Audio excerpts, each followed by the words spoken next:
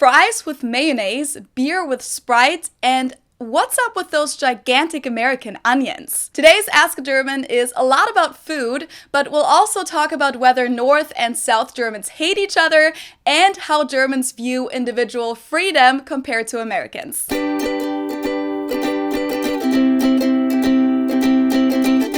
Hallo, Servus, and welcome back to my YouTube channel. My name is Felicia. I'm originally from Munich, Germany, but I have been living in Cincinnati, Ohio, off and on since 2016. So in my last Ask a German Q&A from 2 weeks ago, I mentioned that I had picked way too many questions to fit into one video. So here's the sequel to that last video, which if you haven't watched the last one yet, just click here. I've also gotten a lot of new questions since then, so as always, way too much to answer it all, but I tried to pick questions that really fit this category of Ask a German, so questions that you've always wanted to ask a real German and not just questions about me personally, but there may be another personal Q&A coming up soon too. So the first question for today is, I would love to hear about driving laws, getting a license, and how everyone behaves on the roads.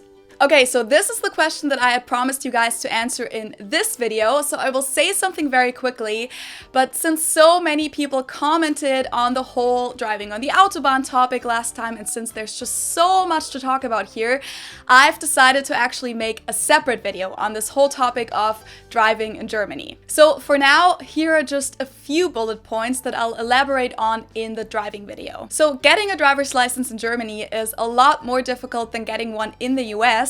It actually costs about 2,000 euros. Most people have to take about 30 hours of driving instruction, and the driving age is 18 in Germany. About driving rules, traffic lights are different, signs are different, like we hardly have any stop signs in Germany, for example. You're not allowed to turn right on red, and overall, people drive more aggressively, as I've mentioned last time, and especially on the Autobahn, a lot faster. But more about that in the next video. While I was in Germany, I stopped to have a drink. I ended up buying a Coke and was shocked that it tasted fairly different than what I consider normal. Is this normal in Germany that certain foods and drinks, including well-known global brands, taste different than they do in the States? Yes, a lot of products actually taste different in different countries. Like, I remember Nutella always tasting different when we went to Italy for vacation when I was a kid. Sometimes this is because the people in different countries have different taste preferences, but when it comes to Coke and other sodas, it's mainly because in the US they're sweetened with corn syrup, while in Europe and in Mexico and other countries they're sweetened with sugar. For a while this was because the use of corn syrup was actually restricted in the European Union. That's not the case anymore, but they do sweeten it with sugar still. Also, when you're at a restaurant, you'll usually get Coke in a bottle or a can in Germany rather than out of a soda fountain, so that can also make a difference. Are Germans annoyed when Americans visit and don't speak German? This is funny because I've been asked that a lot by American friends who have been to Germany, but my answer is no, we're not usually annoyed by that at all. I mean, I can't speak for all Germans, of course, but we know how difficult it is to learn German as a second language, and it's only spoken in a few countries. So obviously, the vast majority of all tourists who come to Germany don't speak any German, and we don't expect them to. I mean, why would they speak German? The standard language of communication in the tourism sector is English anyway. I feel like if a tourist does know a little bit of German and wants to use it, we're usually really impressed with them, but at the same time almost feel bad for them that they have to struggle with our difficult language. So a lot of Germans actually offer to switch to English or just switch to English without asking, even when someone knows a little bit of German, because we want to make it easier for the other person. And I know that people who come to Germany to practice their German skills are often disappointed by that, because when everyone just speaks English to you, it obviously makes it kind of hard to practice your German. But still, a lot of Americans I know who have visited Germany thought that the locals were annoyed with them for not speaking the language or just for being American, but I personally think that's just a misunderstanding. I don't think this has to do with Germans being annoyed with tourists. I think it has to do with how cold and short Germans can be compared to Americans. That's just how our culture works, but we're like that to other Germans too. Especially in customer service, it's normal that the cashiers, baristas, waiters, etc. don't really start a whole conversation with you because Germans just don't usually talk to strangers all that much. And I think sometimes it may also be a language barrier. Just because a German speaks English doesn't necessarily mean they're fluent and are aware of their word choice and different tones. And maybe they're sometimes just put off when they don't quite understand everything that the tourist is saying, or they may even feel kind of embarrassed for their English skills. So if you visit Germany and you think that the locals don't like you, it could have a lot of different reasons why it may seem like that, but believe me, in most cases, it's not because they're annoyed with you for not speaking German. Do South Germans hate North Germans and vice versa? Well, I'd say that there's definitely some kind of rivalry there. Especially Bavaria is often called the Texas of Germany because they kind of like to do their own thing. And just overall, there are definitely pretty big culture differences within Germany, not only between the North and the South, but also. So I'd say yes, Germans from the North and the South do like to tease each other, and they may think that their culture and their traditions from their area are superior, but it's really more for fun. So when it gets serious, I'd say that most Germans would not say that they hate the people from the North or from the South. What is this business about mixing soda with beer? What kinds and what ratio? Ooh, I like that question. So yes, mixing beer with soda is pretty popular in Germany, and the most popular version is mixing lager beer with lemon soda like Sprite. This is called a Radler, or in some parts of northern Germany, Alsterwasser, and maybe you've seen Radlers in the US too. They're perfect for when you still have to drive or as a refreshing drink in the summer. And the ratio is usually half and half, or 60% beer, 40% soda. But I personally like it better when it's like 70-30 because it gets really sweet otherwise.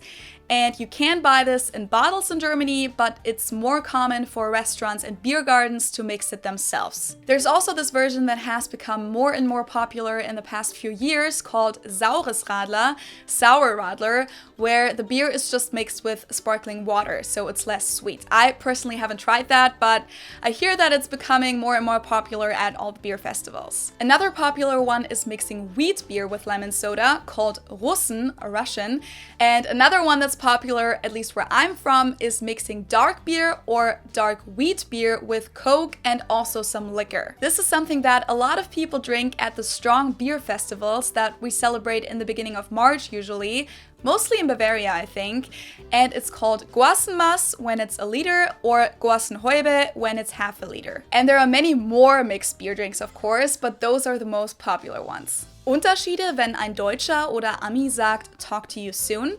Differences between a German and an American saying talk to you soon.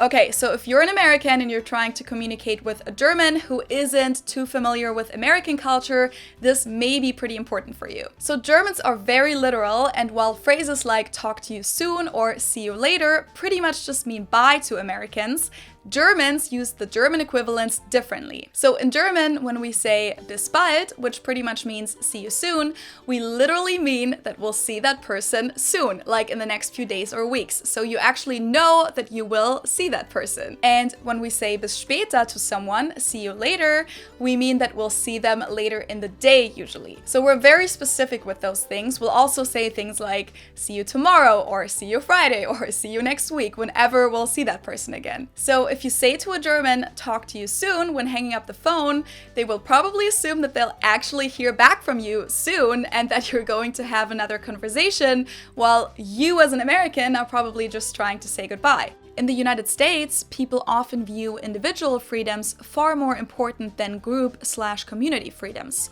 Are Germans the same way, or do they tend to focus more on group and communities over individuals? Does Germany have anything like the Bill of Rights that prohibits the government from infringing upon the citizens' rights? Wow, that's a deep question.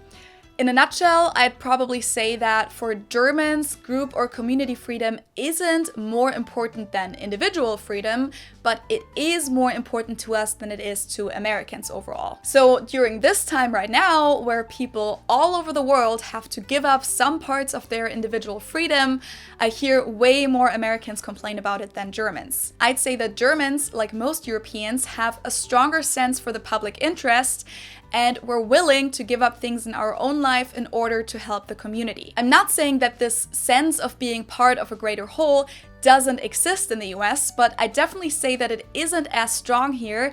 And from my observation, Americans now and just in general tend to think that the government shouldn't be able to restrict them in any way, and that people should decide themselves what they're willing to give up in order to help the society. About the Bill of Rights, yes, in Germany we do have certain fundamental rights, Grundrechte, that are enshrined in our constitution and that can't be changed. Do you prefer to dip your French fries in mayonnaise or ketchup? I was in Germany a long time ago when I was in the Air Force and noticed the locals preferring mayo. Is it a regional thing or is it a German thing? It's a German thing, or actually a European thing to be more precise, but we dip them in ketchup too. It's either mayonnaise, ketchup, or both. When it's both, we actually have names for it. We call it Pommes Rot-Weiß or Pommes Schranke, so fries red-white or fries boom barrier. I've heard that one of the biggest culture shocks for Americans and Europeans happens when you walk into the grocery store. You see all the same things, but all the names are wrong and sometimes even grouped wrong. Did you experience this coming from Munich to Cincinnati? Well, grocery stores are different in every country, and I had been to a lot of different countries before I came to the US, so I wasn't surprised that the products were different or that they're organized differently. I expected that. But what actually did surprise me was that even regular grocery stores like Kroger were so insanely big with such a huge selection. In the beginning, it always took me about an hour to get my normal groceries because it just takes a while to walk through the store, and if you don't know any of the products, it also takes forever to just pick a simple box of pasta when you have like a whole aisle of different options. And even though today I know exactly which products I need and where they are, grocery shopping still takes a lot longer than it does in Germany, so sometimes I do actually miss the smaller stores in Germany. Oh, and one other thing that left a lasting impression on me when I first walked into the stores was the produce section. It looked almost unreal to me. There was just so much of everything, and all the products looked like they had perfect shapes and colors. And I realized that this whole everything is bigger in the US thing even applied to some of the fruit and vegetables. When my American roommate took me grocery shopping for the first time back in 2016, she said she needed an onion. And I was like, one onion? Who buys one single onion? But then when we got to the store, I totally got it because the onions here are like 3 times as big as onions in Germany. Maybe I'll find pictures and I can put them down here so that you can see the comparison. So that was it for today's Ask a German Q&A. If you have a question for me that you want me to answer in the next Q&A, make sure to leave it in the comments below and make sure to add the hashtag #AskAGerman so that I can also find it. I really hope you guys enjoyed this video and it could distract you a little from all the other things that are going on in this world right now. Don't forget to subscribe to my channel for free if you do like my videos, activate the bell to get notifications for new uploads, and follow me on Instagram. Stay safe and healthy, everyone. Stay home, wash your hands, and I hope I'll see you next time. Tschüss!